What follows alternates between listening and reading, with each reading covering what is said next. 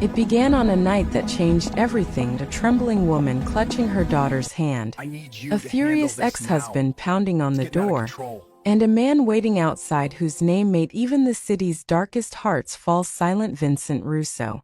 One moment of fear pushed Lily Cooper to grab a stranger's hand inside a crowded restaurant, never knowing that single touch would pull her into a world of power, loyalty, and forbidden love. From the cold streets to the sea-lit sanctuary where promises were whispered, their story unfolded between danger and desire, where every heartbeat could be the last, and every choice could save or destroy them both. Before we begin, if you believe that love can bloom even in the shadows, that redemption sometimes wears the face of danger, make sure to subscribe.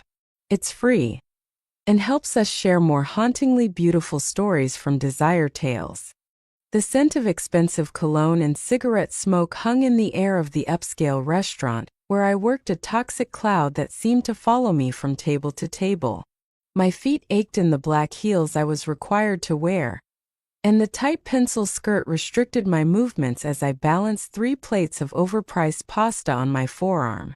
6 months at Bissimo, and I still wasn't used to the uniform or the way some customers looked at me like I was just another item on the menu. "Table 7 needs more wine," Marco, the floor manager, hissed as he passed by, his eyes narrowing at my brief pause to catch my breath. I nodded quickly, my heart hammering against my ribs.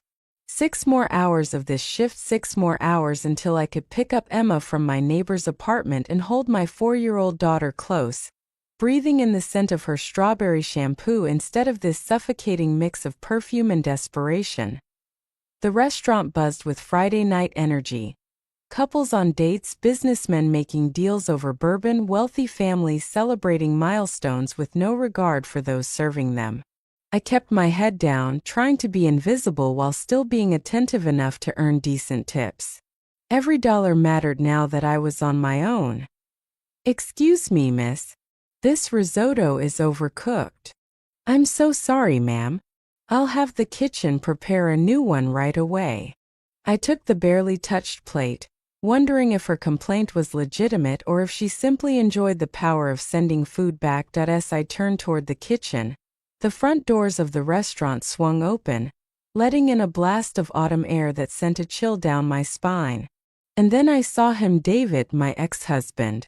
My body froze, the plate nearly slipping from my grasp. He hadn't seen me yet.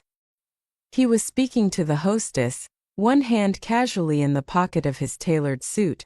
He looked good, too good for someone who had abandoned his family, who had drained our bank accounts before disappearing for months, only to return with divorce papers and a new girlfriend. Panic rose in my throat like bile. I couldn't face him. Not here. Not now. Not in this humiliating uniform. While he stood there looking like he owned the world he'd stolen from me, I scanned the room desperately for an escape route.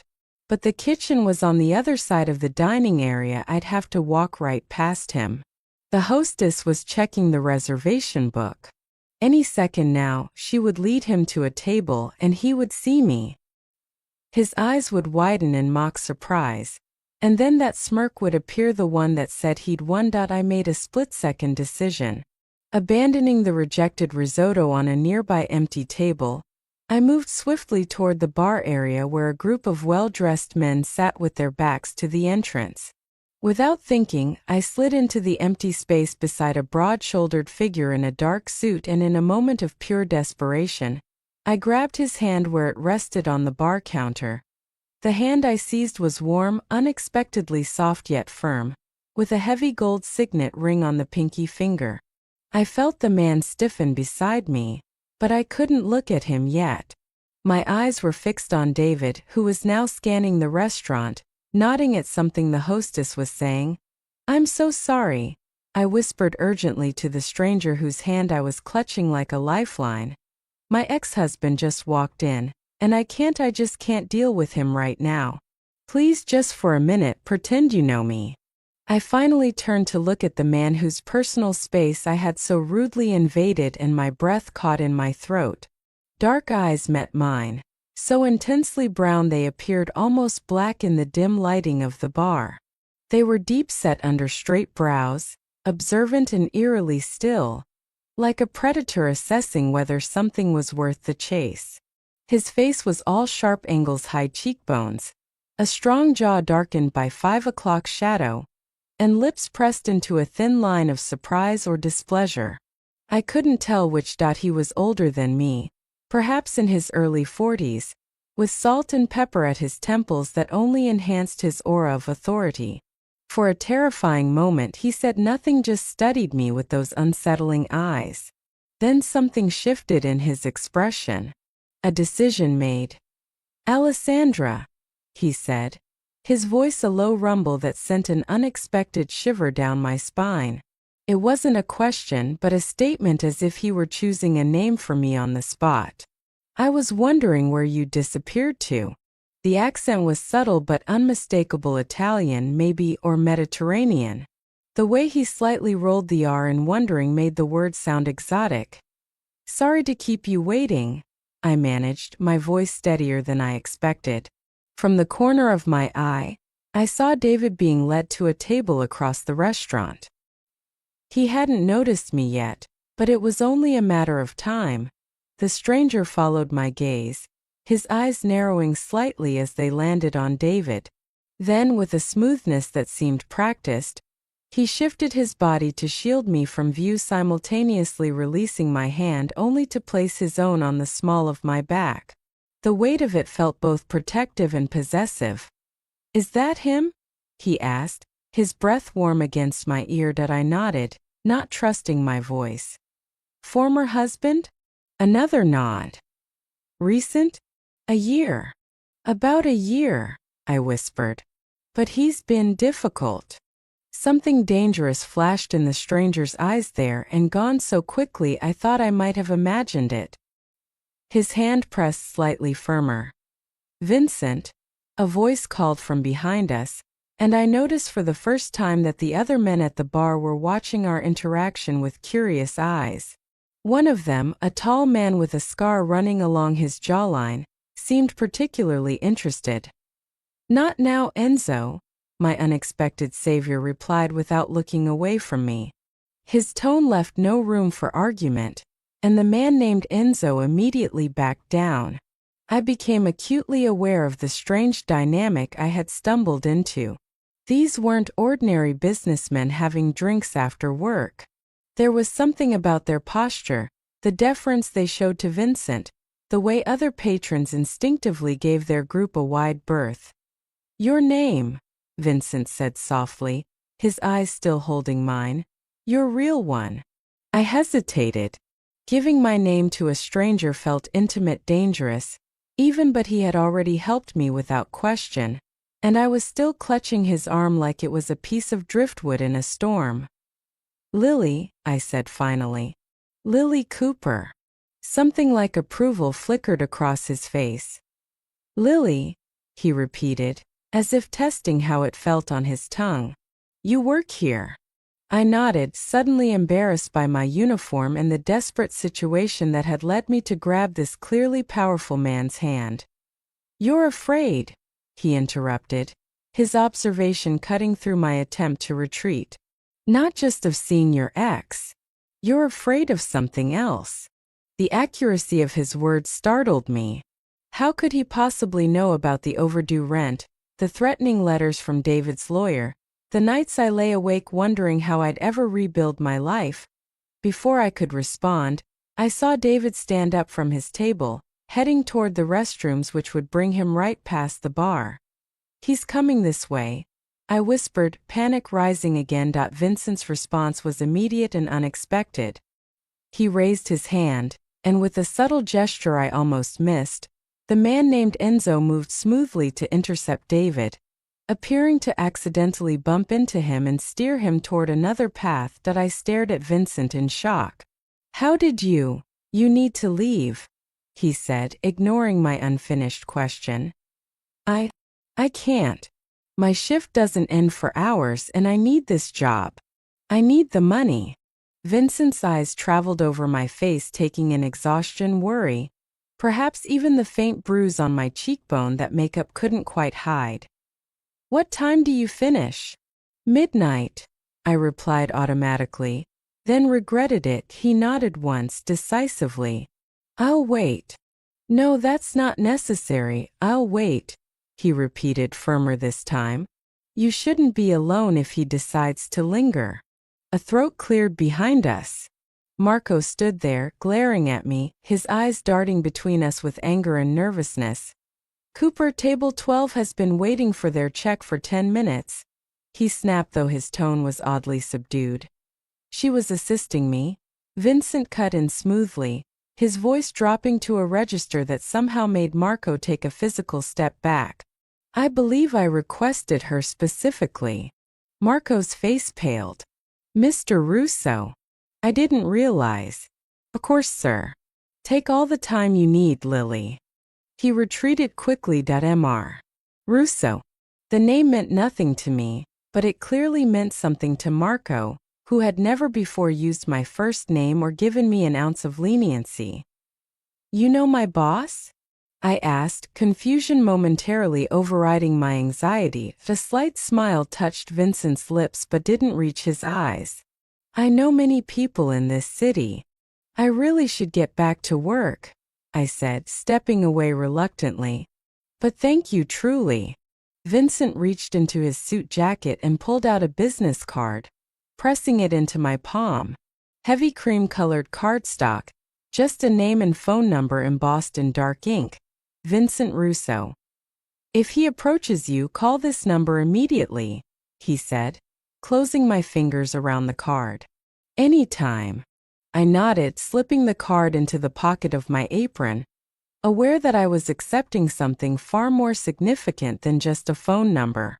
The weight of his gaze followed me as I returned to my duties, somehow both comforting and unsettling. For the rest of my shift, I moved through the restaurant in a daze, hyper-aware of two things: David, still engrossed in his dinner with the blonde woman, and Vincent, whose commanding presence at the bar seemed to alter the very atmosphere around him.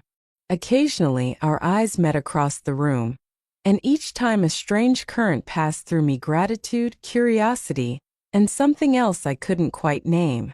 Something dangerous. What I didn't realize then, as I delivered plates and refilled wine glasses with trembling hands, was that in my moment of desperate need, I hadn't just grabbed any stranger's hand, I had grabbed the hand of Vincent Russo, a man whose name was whispered in fear throughout the city, whose business dealings were never discussed in the open, and whose enemies had a habit of disappearing without a trace. I had grabbed the hand of a mafia boss, and unknowingly, I had just entangled my fate with his. As the night dragged on, the hum of the restaurant blurred into background noise: the clatter of cutlery, the muted laughter of patrons, the faint jazz spilling from hidden speakers. Yet my attention kept drifting to the bar, to the man whose very presence seemed to bend the atmosphere around him. Vincent Russo. Even without looking directly, I could feel him there, like a pulse under my skin. By the time midnight neared, the once lively restaurant had thinned. Tables emptied, lights dimmed to a softer glow. I counted down the final minutes of my shift, each second heavy with exhaustion and nerves.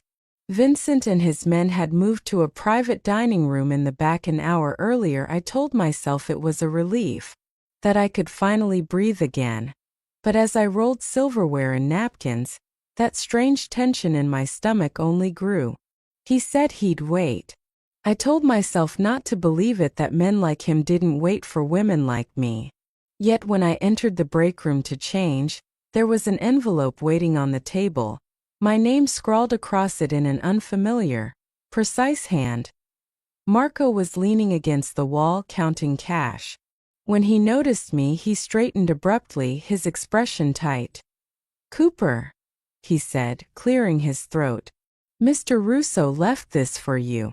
I stared. "What is it?" Marco shrugged but didn't meet my eyes. "He said you'd need a ride home." Before I could respond, the back door opened, and the cool night air swept in along with a tall figure, the man from the bar with the scar along his jawline. "Enzo." In the restaurant's harsh fluorescent light, the mark was more pronounced, running from his ear to his chin like a fated lightning strike. "Miss Cooper," he greeted with a slight nod. "Mr. Russo sent me to drive you home." My pulse quickened. "That's not necessary. I can take the bus." Enzo's pale blue eyes met mine in the reflection of the glass door. "The last bus left 10 minutes ago." I glanced at the clock. He was right. I'd lost track of time. "I can walk," I insisted, though the thought of the long, cold journey through deserted streets made my stomach sink. "Mr. Russo was quite clear," Enzo replied, his tone calm but firm. "The car is waiting." I hesitated, clutching the envelope. Every instinct screamed don't, but exhaustion and the memory of David's smirk silenced my pride. "Fine," I murmured. "Thank you." Marco's gaze followed us as we stepped outside, curiosity and fear mixing in his eyes. I could already imagine the whispers tomorrow. Lily Cooper, the waitress who caught the eye of someone like Vincent Russo, the black SUV idled by the curb, its windows tinted, engine purring softly like a predator at rest. Enzo opened the back door. I slid into the leather seat, instantly swallowed by the warmth and the faint scent of expensive cologne. "Your address?" Enzo asked, settling behind the wheel. That I hesitated. The idea of giving a stranger my home address sent a chill through me. But his eyes remained steady, patient. No threat, just expectation. I gave him the name of my street. He nodded once, started the CAR.I in the privacy of the darkened back seat. I opened the envelope Marco had handed me. Inside was a stack of cash crisp bills, more than I'd seen in months, and a note. "For your trouble tonight. The car will take you home safely." Vr. I stared at the money in disbelief, my cheeks burning with humiliation. Was this payment? A reward? Or pity? The mixture of shame and anger twisted inside me. "I can't accept this," I said sharply, my voice cutting through the quiet hum of the car. "Please take it back to Mr. Russo with my thanks, but I can't take his money." Enzo's reflection met mine in the rearview mirror, unreadable, unblinking. "That would be unwise." "I don't care if it's unwise," I snapped, surprising even myself.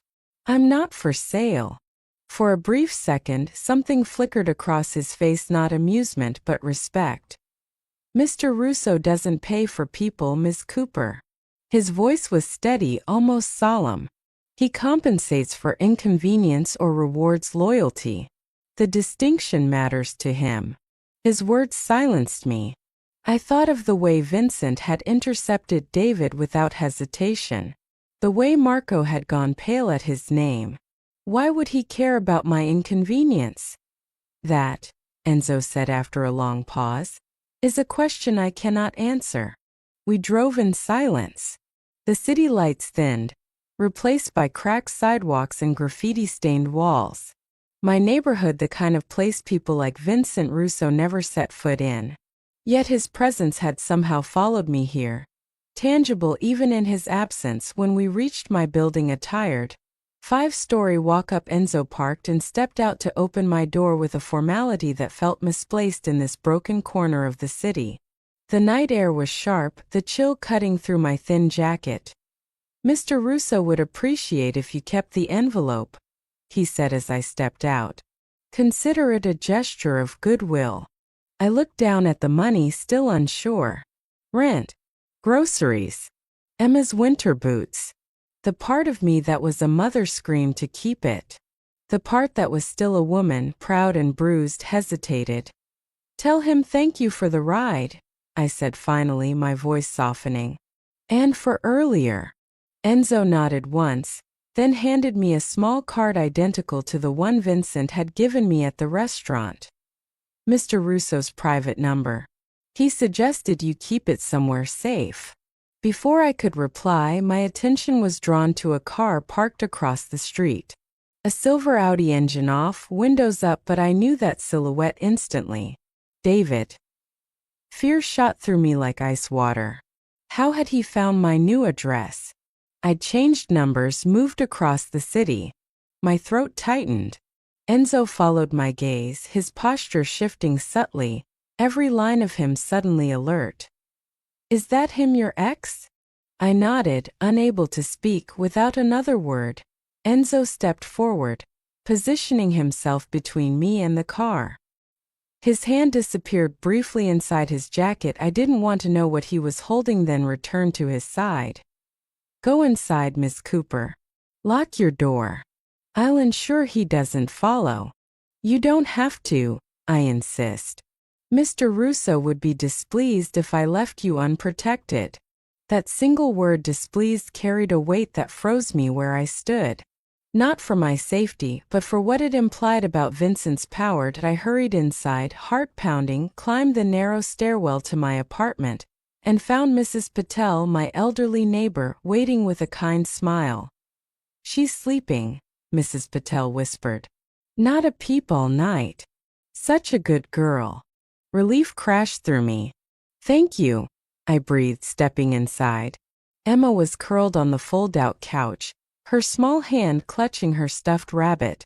I knelt beside her, brushing a curl from her forehead. Safe. For now. Still, I couldn't shake the image of Enzo standing in the street below. I peered through the curtains. He was there, unmoving, a sentinel in the glow of the streetlight. David's car still idled across the road. Then, abruptly, David opened his door. Even from 4 stories up, I could see the unsteady sway of his body, the anger in his movements. He'd been drinking. My hand hovered over my phone, ready to call 911, but I froze as Enzo moved. Quick, silent, controlled. He closed the distance, leaning close to David, speaking low. Whatever he said drained all color from David's face. My ex stumbled backward, nearly tripping before retreating to his car. Within seconds, the Audi roared to life and sped away. Enzo looked up straight at my window and gave a small, knowing nod before disappearing into the night. That I sank to the floor, the envelope still clutched in my hand. My world had shifted in ways I didn't yet understand. What had I done by grabbing Vincent Russo's hand? What world had I just stepped into? Sleep evaded me that night. Even after Enzo's car vanished around the corner, I sat beneath the window, the envelope of cash still clutched in my trembling hands. The city outside was quiet, but my mind refused to rest. What had I done? What kind of man sent someone to watch over me, and made my violent ex-husband flee with just a few whispered words? When morning came, soft rain tapped against the glass, and Emma's little voice broke through my daze. Mommy, wake up. It's Pancake Saturday. I forced a smile, trying to sound normal. That's right, baby. Pancake Saturday it is. We spent the morning in our tiny kitchen, Emma chattering about cartoons while I flipped pancakes that burned at the edges. The envelope sat on top of the refrigerator, heavy, accusing, impossible to ignore. I tried to pretend it wasn't there, as if not looking would make the moral weight of it disappear. After breakfast, while Emma watched her show, I finally counted the money. $5,000. Enough for rent, for clothes, for the dental work I'd postponed. Too much. My stomach tightened. Nothing in my life came without a cost. That's when my phone buzzed. An unknown number. Did you sleep well, Lily? VR.my heart leapt to my throat. I hadn't given him my number. How did he? Another message arrived before I could finish the thought. Your ex won't be a problem anymore. Consider it handled. That I stared at the screen, pulse pounding. Fear and a strange, unwanted warmth tangled in my chest. I typed back before I could second-guess it. I don't know what Enzo said to him, but thank you. I should tell you, though, that I can't accept the money. His reply came almost instantly. We'll discuss it tonight. 8 p.m. I'll send a car. Not a question. A statement. My first instinct was to refuse. I started typing I can't, but then his next message appeared. Bring her. She'll be safe. Bring Emma? My fingers froze that I typed quickly. That's not possible. I'm sorry. This time there was a long pause, long enough that I thought perhaps I had offended him. Then another text appeared. Your daughter will remain with Enzo's sister Maria in the garden room. She's a certified child care provider. You and I will dine separately. This is important, Lily. Please. That single word please was unexpected. For the first time, Vincent Russo had asked instead of commanded. Mommy, can I have juice? Emma called, pulling me back to reality. I poured her apple juice, my mind racing that I could ignore him, return the money somehow, and pray that David stayed gone. Or I could meet with Vincent face to face and finally understand what exactly had happened and why a man like him cared at all. Here you go, sweetheart, I said, handing Emma her cup. How would you feel about going on a little adventure tonight? Her brown eyes widened. With dragons. Maybe not dragons, I smiled faintly, but there might be a garden. That evening I dressed carefully, trying not to overthink what I was doing. My only nice dress, a black wrap I'd once worn to David's company dinner, still fit, though it carried ghosts of a different life. Emma wore her purple corduroy dress, hair braided neatly, clutching her stuffed rabbit at exactly 8 o'clock. The black SUV appeared outside like clockwork. Through the window I saw Enzo step out, scanning the street before approaching the entrance. Who's that man, Mommy? Emma asked, peering out from behind the curtain. Our driver, I said, forcing calm into my voice. We're going to have dinner at a special place tonight. A knock rattled the door. Emma ran to it before I could stop her, standing on tiptoe. Hello, she chirped as far as the chain lock allowed. Enzo's voice was low, unexpectedly gentle. No dragons tonight, little one. But I've been told there might be ice cream for good girls who listen to their mothers. Emma giggled, turning to me. I'm a good listener, right, Mommy? The best, I said, unlatching the chain. Emma, this is Mr. Enzo. Enzo, my daughter, Emma. He gave a small nod. It's a pleasure to meet you, Miss Emma. Shall we go? The car is waiting. Is it a princess car?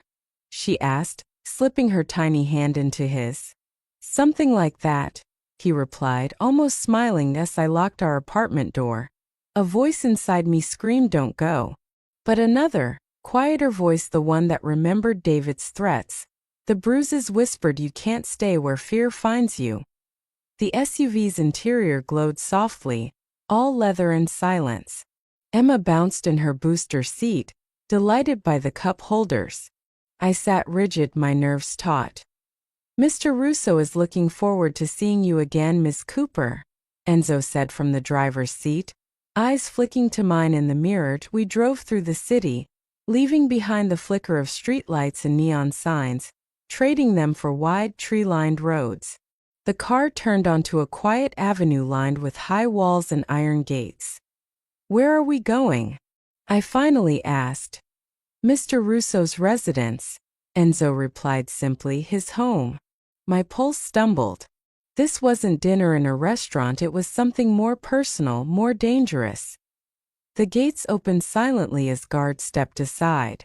The driveway curved through manicured gardens, lights hidden among the vines. When the mansion came into view, even Emma gasped.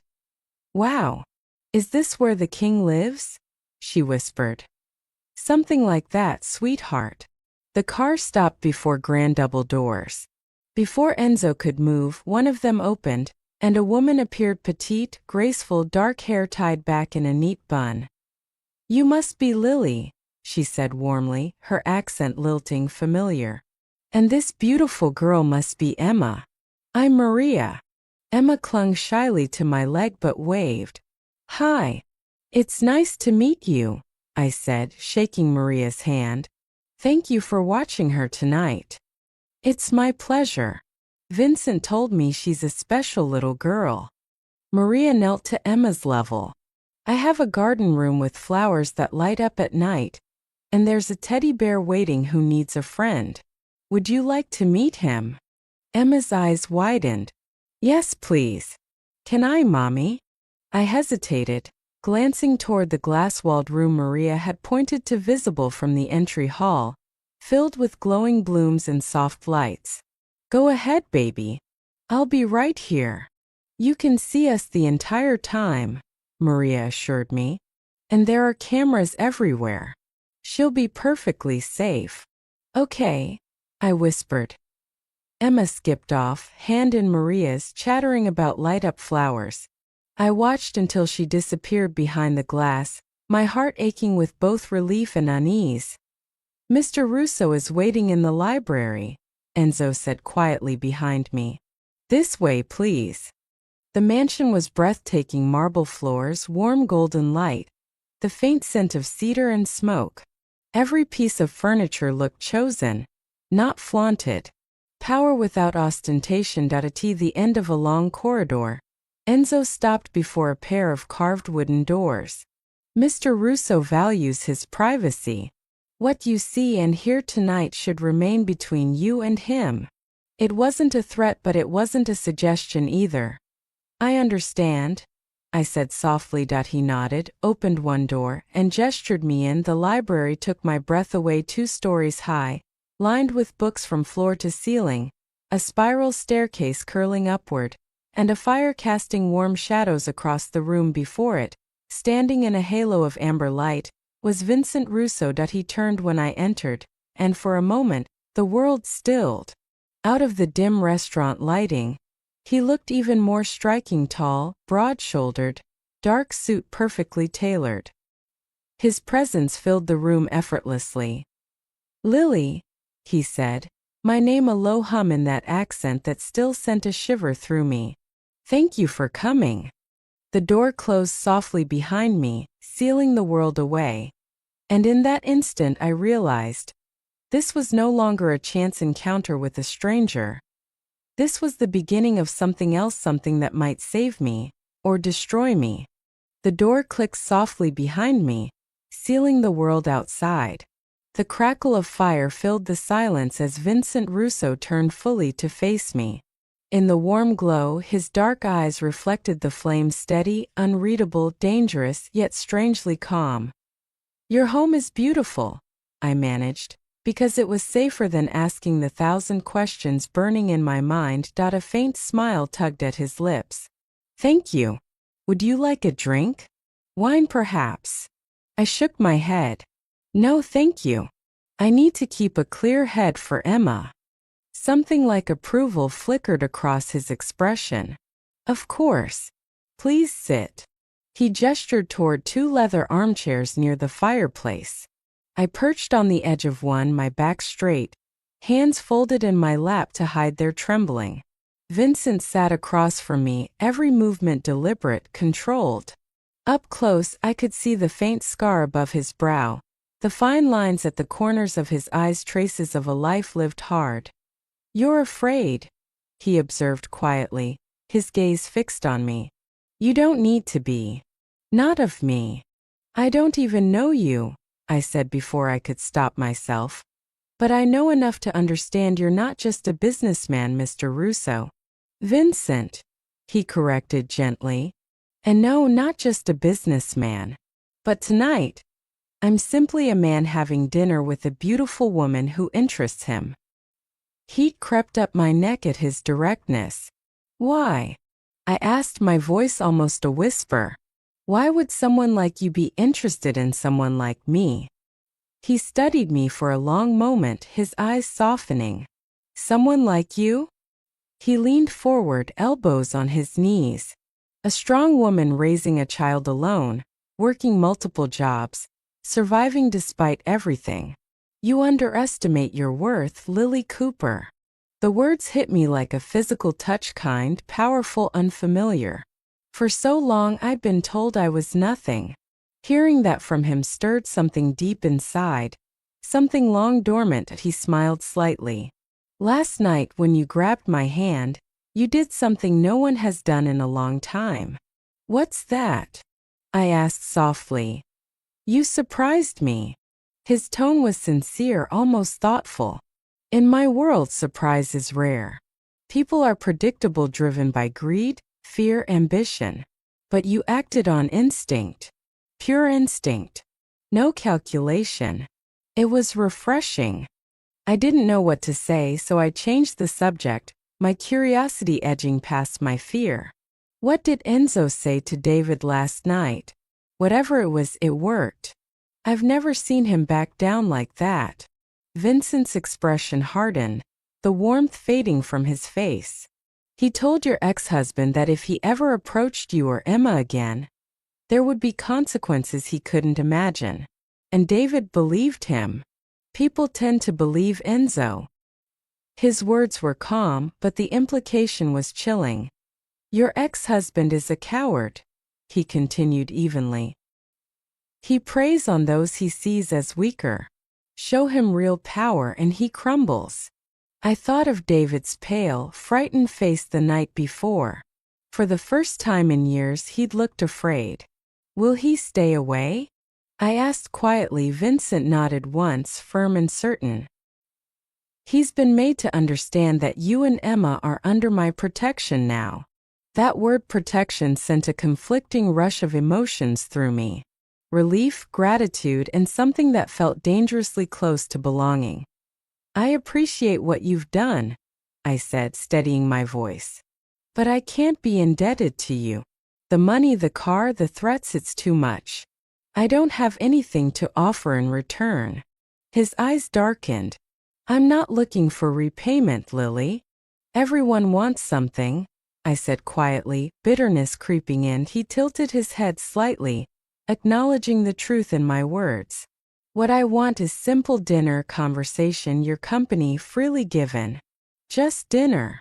The corner of his mouth curved faintly, the smallest trace of amusement. For now. I find that I enjoy your presence. Your honesty. It's rare in my world. Before I could respond, a soft knock at the door interrupted the quiet rhythm between us. Vincent spoke a few words in Italian, and the door opened to reveal an older man in a crisp uniform.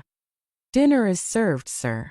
Vincent rose and extended his hand to me. Shall we? I hesitated only a moment before placing my hand in his. His grip was warm, steady, unhurried. Together we walked down the hallway, past a grand dining room where a long table gleamed under crystal light.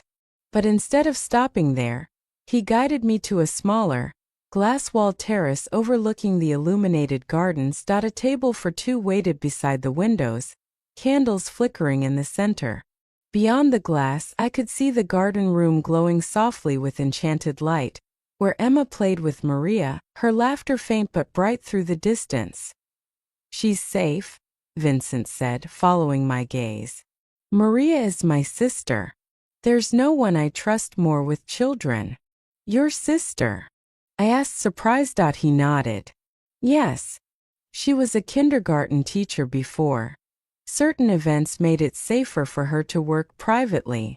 I wanted to ask more, but the butler returned, serving the first course, a delicate saffron soup that smelled like the as we ate. Vincent steered the conversation away from danger and into softer territory: books, music, places he'd traveled. He asked questions and actually listened, his attention unwavering. It felt almost unreal. When dessert arrived, a dark chocolate confection that melted on my tongue, I caught myself laughing. The sound startled me. It had been so long since laughter had come easily. Then, as if the warmth between us had grown too comfortable, his next words cut straight to the truth. Your ex-husband, he said quietly, setting down his glass. He did more than just leave you, didn't he? My breath hitched. What do you mean? The way you flinched when a waiter dropped a plate tonight. The bruise on your cheekbone you tried to hide. The fear in your eyes when you saw him at the restaurant. That wasn't just discomfort, Lily. It was terror. I stared at my plate, shame burning through me, though I knew it wasn't mine to carry. It wasn't always bad, I said softly. In the beginning he was charming, successful, everything I thought I wanted. But after Emma was born, things changed. Vincent stayed silent, letting me continue at my own pace. The first time he hit me, he cried afterward. Promised it would never happen again. I believed him. By the third time there were no more tears. Just blame. He said I provoked him, that I deserved it. No one deserves that, Vincent said, his voice low, dangerous, that I swallowed hard. When I tried to leave, he found us at my mother's house. Broke my wrist. Said if I ever took Emma away again, he'd kill me. His hand tightened imperceptibly around his wine glass. When did you finally get away? When he met someone else, I whispered. Younger, prettier. No child to complicate things. He filed for divorce, emptied our accounts, and left me with nothing but debts and a restraining order he ignored whenever he felt like it. I met Vincent's gaze then, steady and defiant. Until last night. Whatever Enzo said worked better than any court order ever could. He was silent for a long time. Then he reached across the table, his fingers brushing gently against my cheek, tracing the fading bruise. This will never happen again, he said, every word heavy with promise. Not while I draw breath. The conviction in his voice should have frightened me. But instead, something inside me, something long locked away, began to thaw. Why? I whispered. Why would you do this for a stranger? He withdrew his hand slowly, eyes glinting with a shadow of something I couldn't name. Perhaps I'm tired of only dealing with people who want something from me. Perhaps I saw something in you that reminded me of who I was before. Before what? I asked softly. He looked past me, toward the flickering garden lights. Before I became whatever I am now. The sadness in his voice lingered like smoke. I didn't press further. We sat in silence, the night air heavy with unspoken truths, and for the first time since the chaos of my divorce, I realized I was no longer trembling, not out of fear, but out of something far more dangerous, hope. 3 months passed, quiet, deliberate, unreal. The city moved at its usual rhythm, but for me time had slowed into something softer, steadier. I still worked at Bissimo, though fewer shifts now. The envelopes that occasionally arrived with my name on them took care of rent and groceries. Vincent never mentioned them, and I never asked. He didn't need to. Our lives had settled into a fragile routine. Mornings with Emma, evenings at the restaurant, and Sundays our day. That was when Vincent's car would appear outside my building, black and gleaming under the sunlight, and Emma would run to it like she was greeting family. "Uncle Vin," she'd squeal, and he'd kneel, yes, kneel, the most feared man in the city, to catch her in his arms. It became a pattern I both relied on and feared breaking. He never touched me inappropriately, never overstepped. His affection was quiet, a hand at my back guiding me through a doorway. The way his gaze softened when Emma handed him one of her clumsy drawings. The lines between protection and something else blurred until I no longer knew which side I stood on. Maria often joined us, warm, patient, grounding. She'd walk Emma through the gardens of the estate while Vincent and I shared coffee in the solarium. The glass walls let in soft winter light, washing everything in a silver glow. That's where he began to speak more, not about business. Never that, but about pieces of himself. His mother's house in Naples. His father's death when he was 19. The years that followed, a series of choices that made me powerful and cost me peace. He said it without self-pity, only fact. I listened, careful not to interrupt. One Sunday, as Emma and Maria painted birdhouses in the garden, I finally asked the question that had haunted me since that night in the restaurant. "Vincent, why me?" He didn't look up from his coffee. "Because you didn't flinch when you should have. Because you spoke to me like I was a man, not a myth." I was terrified, I admitted. So was I. His honesty disarmed me.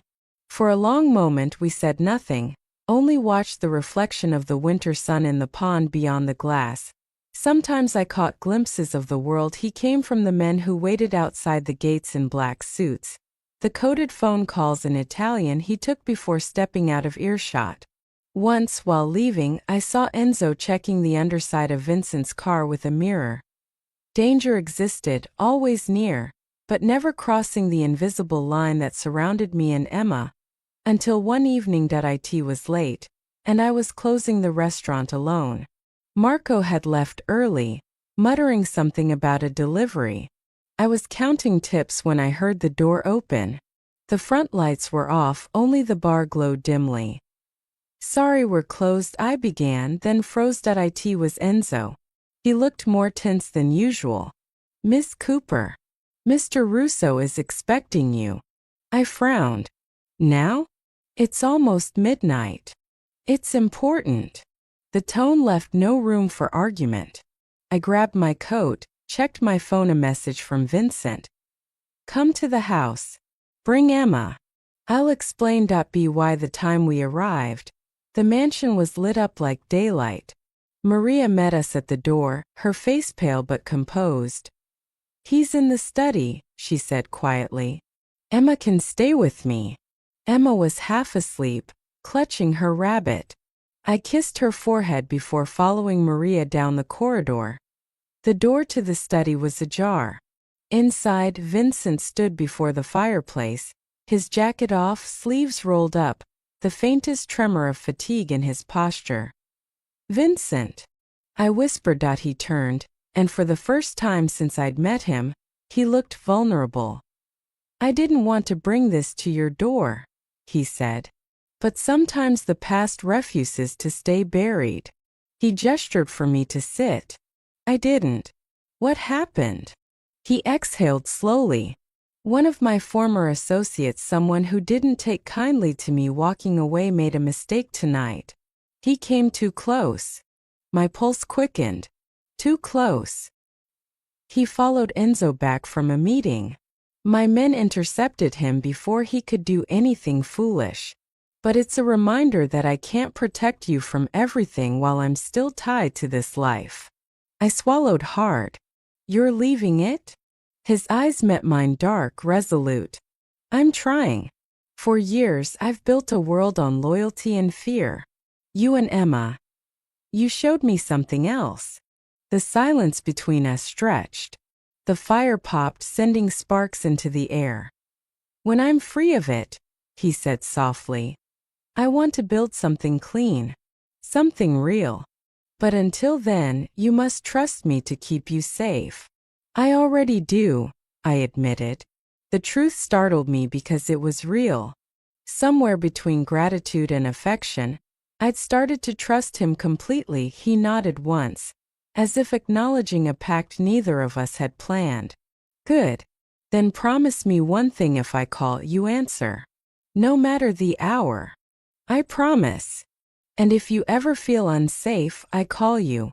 I finished for him. He smiled faintly, but the sadness lingered in his eyes.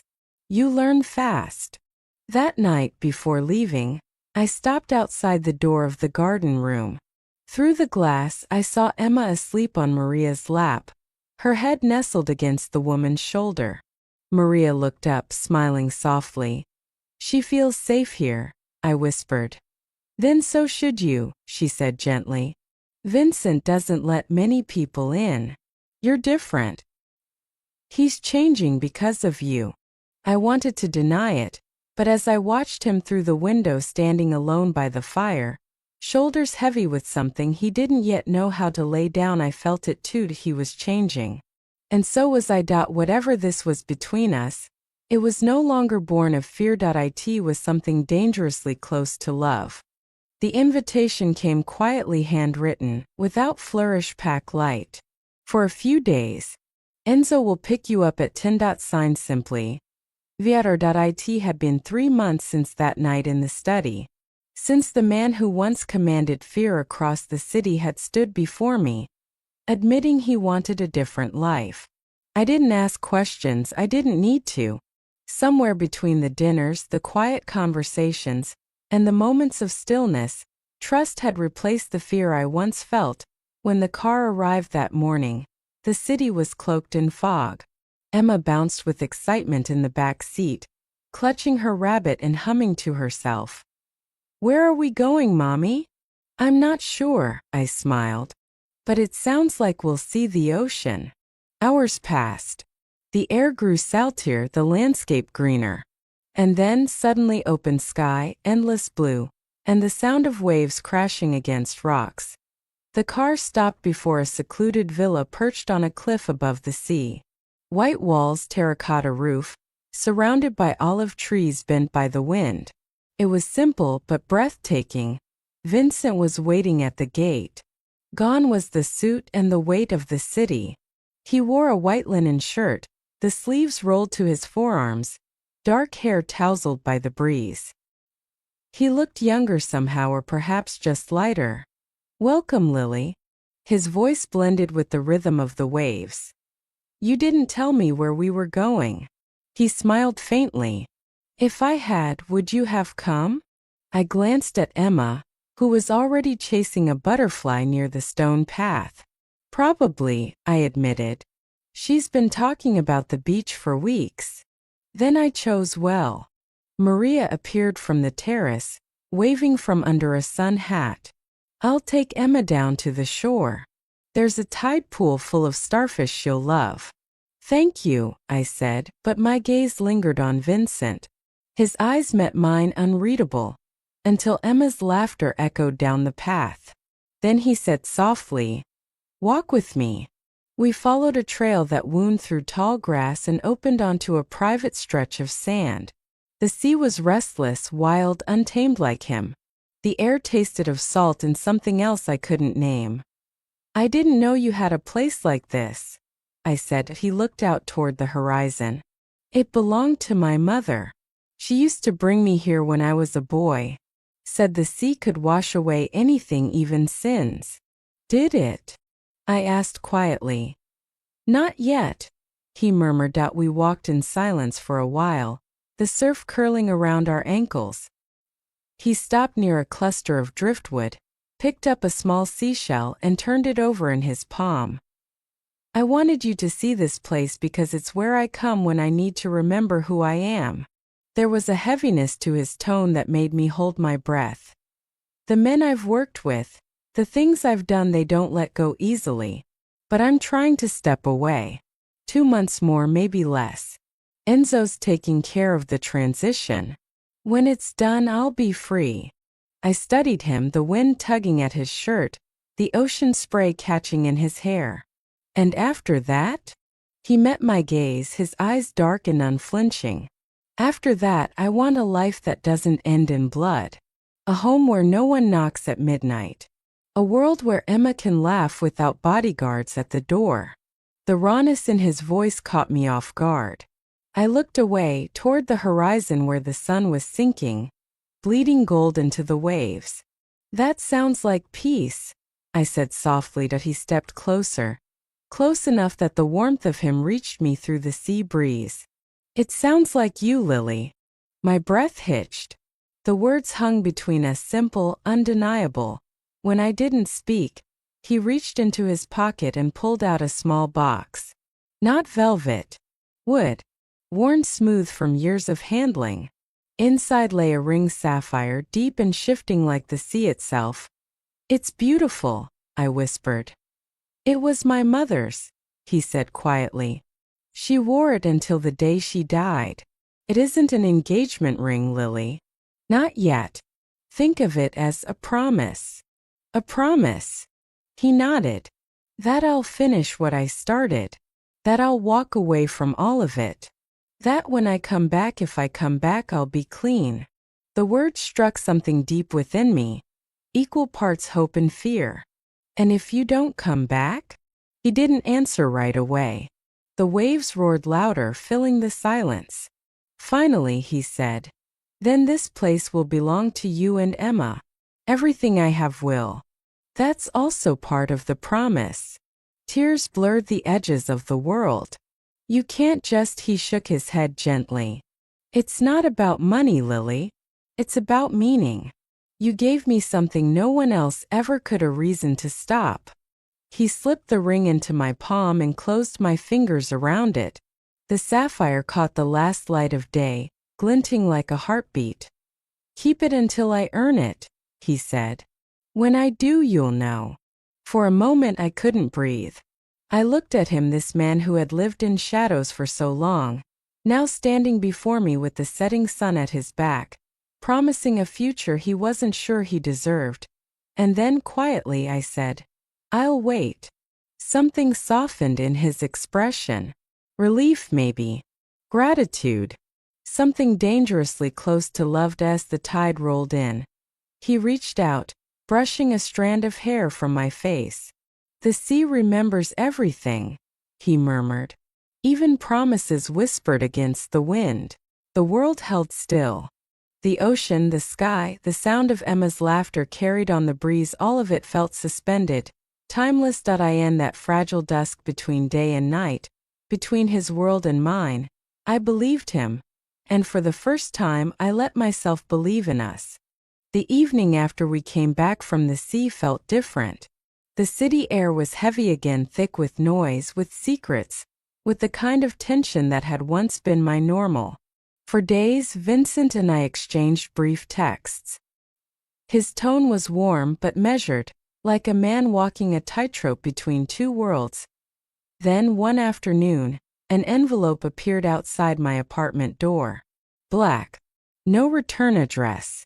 Inside, a single sheet of heavy cream stationery. "Lily, I've returned early and would very much like to see you. There are matters we need to discuss. Enzo will pick you up at 7 p.m. if that's agreeable. Emma is welcome as always, but if you prefer, Maria can come to your apartment instead." Vincent, the words "matters we need to discuss" sat in my mind like a warning bell. Something was wrong. That night when the SUV pulled up, it wasn't Enzo who stepped out. It was Vincent himself. He looked composed as always, immaculate suit, that quiet intensity in his eyes, but beneath the calm exterior, I saw something new. Restlessness. "Vincent," I greeted softly, clutching my coat. "I wasn't expecting you to come yourself." He took my hand gently, his touch grounding, familiar. "I wanted to see you as soon as possible. You look beautiful, Lily. You always do." In the car, silence hung between us like a third passenger. His attention drifted out the window, the city lights flickering across his face in fragments of gold and shadow. "Is everything all right?" I finally asked. "Your note sounded serious." He turned toward me, expression softening. "I'm sorry if I worried you.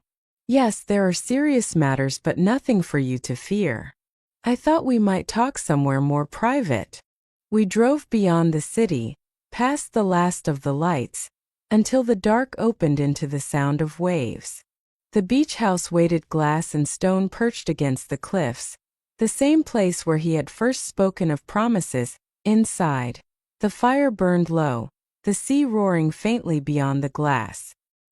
He poured 2 glasses of wine but didn't drink his. "This was my mother's favorite place," he said quietly, staring into the flames. "I come here to remember who I am beneath everything else." I moved closer, the sapphire on my finger catching the light. "And who are you beneath it all?" His lips curved faintly, though sadness shadowed his eyes. "A man trying to be better." When he turned to me, the calm cracked, revealing the storm beneath. "There are things about me, about my life, that I've kept from you. Not out of deception, but out of hope that I could be, for you, just a man. Not everything else that I am." "I know what you are," I said softly. "Or at least enough." He studied me carefully. "Knowing this, you still let me into your life. Into Emma's." "I've struggled with it every day," I admitted. But no matter how many times I told myself to walk away, I couldn't. Something flickered across his expression, relief and something deeper. He took my hand. "Then there's something I need you to hear," he said. "I'm leaving that life, Lily. Slowly, carefully, but I am." For a moment I thought I'd misheard him. "What do you mean?" "For months I've been cutting ties, transferring control, legitimizing what I can. There are risks, yes, but it's nearly done. 2 months more and it's finished. I'm doing it for you. For Emma. For us. The words made my heart pound, hope and fear in equal measure. And if they don't let you go? His eyes darkened. Then they'll learn what it means to threaten what's mine. The ferocity in his tone chilled me, but it also told me everything about the man I'd come to love. Then softer. When it's over, I want to start a new life. Somewhere safe. Italy, maybe. A house by the sea, gardens for Emma. Sunlight instead of shadows. A life with you if you'll have me. My throat tightened. Can you really walk away from all of it? He nodded slowly. I've already begun. But not everyone sees it as strength. Some call it betrayal. There was an incident last week. A warning. That's why I needed to see you. To be sure you're safe. Fear prickled down my spine. Were you hurt? No. But I don't want to risk it again. I've had men watching your building, Emma's preschool, your work. Quietly. Enzo's been coordinating it. The thought should have terrified me. Instead, I felt protected that he hesitated, then reached into his pocket, pulling out a small velvet box. I'm not offering marriage, he said softly. Not yet. That would be presumptuous. But I am offering a promise. Inside, a sapphire gleamed deep as the ocean. This was my grandmother's. She told me to give it only to a woman of true strength and courage. Lily, that woman is you. Tears burned in my eyes. Vincent. He took my hands in his, steady and warm. I'm asking for your patience while I finish what I've begun. For your trust that I can become the man you and Emma deserve. When it's done, if you still want me, then we'll discuss more permanent arrangements. I nodded, voice trembling. You're really leaving it all behind for us? He smiled faintly. For the chance at a life I never thought possible. But you must understand there may be danger before it's over. I took a deep breath. Then we face it together. He kissed my knuckles. That's what I hoped you'd say. We stayed there a long time, the waves echoing through the windows, the fire dying low.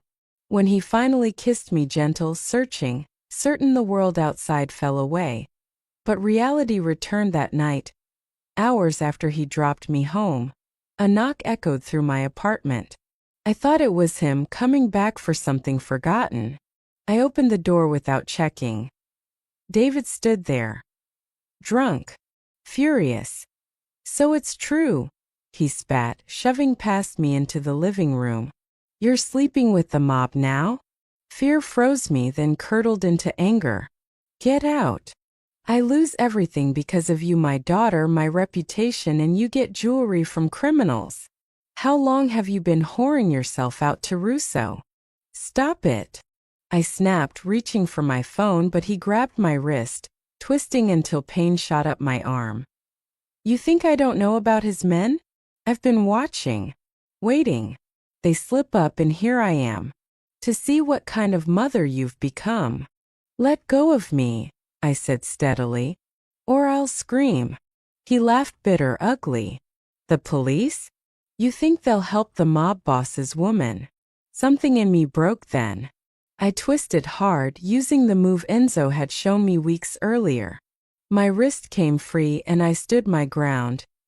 I'm not afraid of you, I said, every word clear, sharp. Not anymore. David's eyes went wild. You stupid! Before he could finish, the door burst open.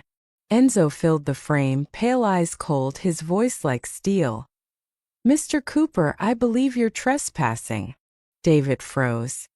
This doesn't concern you. This is between me and my wife. Ex-wife, I corrected. Enzo repeated it evenly. Ex-wife who happens to be under Mr. Russo's protection. A fact you were made aware of months ago. David's gaze darted toward the door. Desperation flickered in his eyes. Russo's not untouchable. His own people think he's gone soft. They're coming for him. You'll see. The words hit like a blow, confirmation of the danger Vincent had feared. Enzo stepped forward. Mr. Cooper, I'll give you one chance to leave peacefully. For Miss Cooper's sake and for your daughter's. The mention of Emma stilled him. He hesitated, then backed toward the door, defeated. This isn't over, he muttered before stumbling out. When the door closed, I collapsed onto the couch, shaking. Enzo's voice was calm. I'll make sure he leaves the building. Marco will stay with you until Mr. Russo arrives. And when Vincent did arrive 20 minutes later, his face was carved in fury, barely contained. He gathered me into his arms, scanning for injuries. I'm okay, I whispered. He didn't hurt me. Enzo explained what had happened, David's words about betrayal, about enemies. Vincent's expression turned to stone. This changes things, he said quietly. We need to accelerate the timeline. My stomach tightened. What does that mean? His eyes met mine, resolute. It means we leave tonight. Tonight? Yes. Essentials only. I won't risk another visit, another threat. I have places no one knows, not even my closest allies. We'll stay there until this ends. I looked around the apartment, the little life Emma and I had rebuilt, and then back at him. How long do I have to pack? An hour. In that moment, I understood the truth I'd been avoiding. Whatever future lay ahead, it would never again be ordinary. But as I packed Emma's clothes, folded her small pajamas, and slipped the sapphire ring onto my finger, fear gave way to something stronger, faith, because when Vincent said, I'll keep you both safe no matter what it takes, I believed him. The hour Vincent gave me disappeared faster than breath. The apartment, once my sanctuary from David, from the world, was now a battlefield of emotions. I packed methodically, my hands trembling only when they touched Emma's toys, her small shoes lined up neatly by the bed. Each object felt like a piece of the fragile life I was leaving behind. Emma slept soundly, her curls splayed across the pillow, her small chest rising and falling in peaceful rhythm. I dressed her quietly, whispering against her ear, We're going on a little trip, sweetheart. Her lashes fluttered. Is it with Vincent? Yes, baby. With Vincent. A drowsy smile curved her lips before she nestled closer. When I stepped back into the living room, Vincent was there, jacket on now, phone pressed to his ear. His voice low, sharp, measured in Italian. The flames from my small lamp reflected in his eyes, turning them into molten amber. Even in this quiet chaos, he looked unshakable. He hung up the phone and turned toward me. Everything's arranged. The cars are ready. Enzo's men have cleared the area. Is it safe? I asked, even though I already knew the answer. It will be. I promise. He crossed the room in 3 strides, and for a brief moment, the mask of the powerful man slipped away. He brushed a strand of hair from my cheek and said softly, You've been brave long enough on your own. Let me carry the rest. Outside, the city was quiet, that eerie, breath-held silence before dawn. Marco stood at the building entrance, his face pale with unease. Mr. Russo, everything's ready. The back route is clear. Vincent nodded. Good. You've done well. The SUV waited by the curb, engine purring like a sleeping beast. Enzo opened the door as I approached, his steady gaze offering wordless reassurance. Miss Cooper. I clutched Emma tighter, her head resting against my shoulder. Thank you, Enzo. It's my duty, ma'am. And my honor. The car door shut with a soft thud that felt like the closing of a chapter. Inside, the warmth was immediate, the faint scent of leather and cologne, the hum of the tires over asphalt. Vincent took the seat beside me, his presence filling the space even without words. Through the tinted windows, the city blurred, familiar streets dissolving into streaks of gold and gray. Streetlights gave way to open highway, and beyond that, to darkness that felt less like fear and more like freedom. Emma stirred, half awake, her voice small. Where are we going, Mommy? I pressed a kiss to her forehead. Somewhere safe, baby. She nodded sleepily. Safe with Vincent. Vincent's gaze met mine, and for a fleeting moment, something broke open inside him, a mix of tenderness and guilt, love and determination. He reached across the seat, fingers brushing mine. I'll keep you both safe, Lily. No matter what it takes. I believed him. Not because he was Vincent Russo, the man whose name carried power like thunder, but because he was the man who looked at my daughter as though she were sacred. Because when he said safe, I felt it.